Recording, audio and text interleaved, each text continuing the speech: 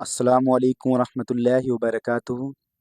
ناظرین، آج ہمارے ساتھ موجود ہیں ایک بہت مہان ہستی، علامہ مولانا مفتی فیروز صاحب قبلہ، جن سے ہم رمضان المبارک کے بارے میں کچھ چند سوال کریں گے۔ حضرت سے آپ لوگ دیکھیے دھیان سے اور آگے شیئر بھی کیجیے۔ السلام علیکم ورحمۃ اللہ وبرکاتہ۔ وعلیکم السلام ورحمۃ اللہ وبرکاتہ۔ حضرت، آپ سے رمضان المبارک کے سلسلے میں کچھ چند سوال کرنے تھے۔ جی کریے۔ آپ یہ بتائیے حضرت، سب سے پہلے ہم جو روزہ رکھتے ہیں، روزہ رکھنے کے لیے کیا نیت کرنا ضروری ہے، یا نیت ہم نے نہیں کی اور ہم رات کو سو گئے تو صبح اٹھیں گے تو روزہ ہو سکتا ہے؟ جی سب سے پہلے تو یہ جاننا ضروری ہے کہ نیت کسے کہتے ہیں۔ جی جی نیت دل کے ارادے کو کہتے ہیں۔ جی زبان سے بولنا یہ ضروری نہیں ہے۔ جی الفاظ جو نیت کے جو الفاظ کتابوں میں منقول ہے اسے سمجھ کر بولنا یہ مستحب ہے، البتہ دل سے ارادے کرنے کو ہی نیت کہا جاتا ہے۔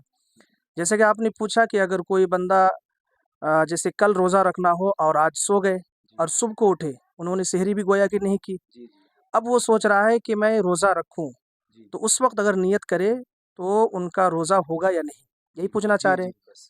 تو دیکھیے، رمضان المبارک کے روزے کے بارے میں، اسی طرح نفل روزے کے بارے میں کب نیت کرنا ضروری ہے؟ جی صبح صادق سے لے کر بلکہ غروب آفتاب سے لے کر نصف النہار شرعی، جی جی اس وقت تک اگر کوئی نیت کر لے تو روزہ ہو جاتا ہے۔ لہٰذا جو بندہ صبح کو سو کر اٹھے اور اب وہ چاہ رہا ہے کہ میں روزے کی نیت کر لوں تو نیت کر سکتا ہے۔ ہاں، شرط یہ ہے کہ وہ صبح سے لے کر جب نیت کر رہا ہے اس وقت تک کچھ کھایا پیا نہ ہو۔ جی جی جی روزہ ہو جاتا ہے، جی، روزہ ہو جاتا ہے۔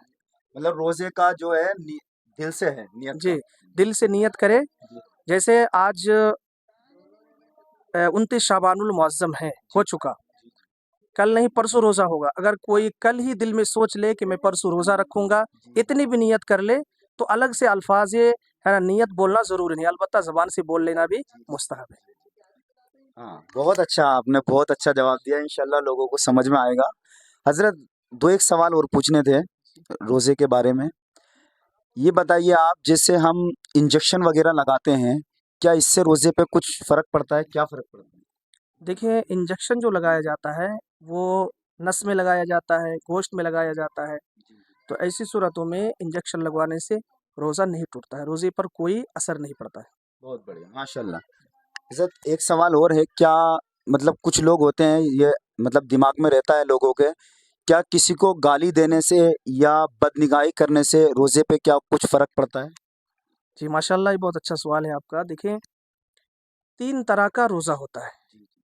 ایک ہوتا ہے عام لوگوں کا روزہ، ایک ہوتا ہے خاص لوگوں کا روزہ، اور ایک ہوتا ہے اخص الخواص کا روزہ۔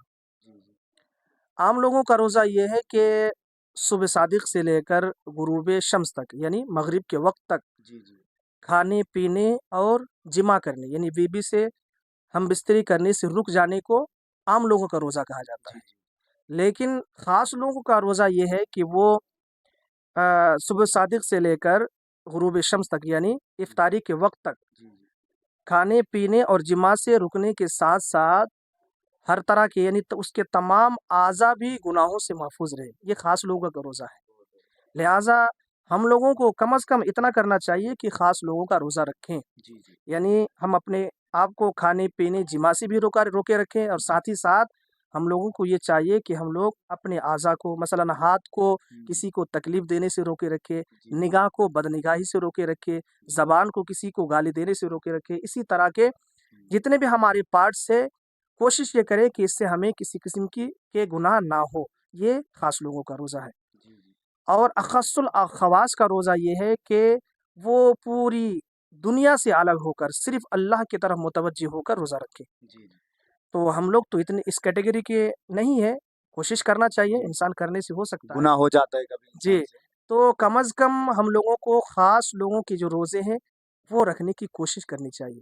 اب رہی بات آپ کا سوال کہ اگر کوئی بدنگاہی کر لے، کسی کو کوئی گالی دے لے، چغلی کر لے، اس سے روزہ ٹوٹے گا یا نہیں، تو شرعی مسئلہ یہی ہے کہ اس سے روزہ تو نہیں ٹوٹتا ہے لیکن روزے کی بھی ایک گویا کہہ لیجیے روح ہے، اس کی روحانیت ختم ہو جاتی ہے۔ لہٰذا ہم لوگوں کو روزے کی حالت میں گناہ سے بچنے کی کوشش کرنی چاہیے، بدنگاہی سے، گالی دینے سے، جھوٹ بولنے سے، یوں تو ہمیشہ بچنا چاہیے، ساتھ ہی ساتھ روزے میں خاص کر کے ہمیں ضرور بچنا چاہیے۔ البتہ شرعی مسئلہ یہ ہے کہ ان چیزوں سے روزہ نہیں ٹوٹتا ہے۔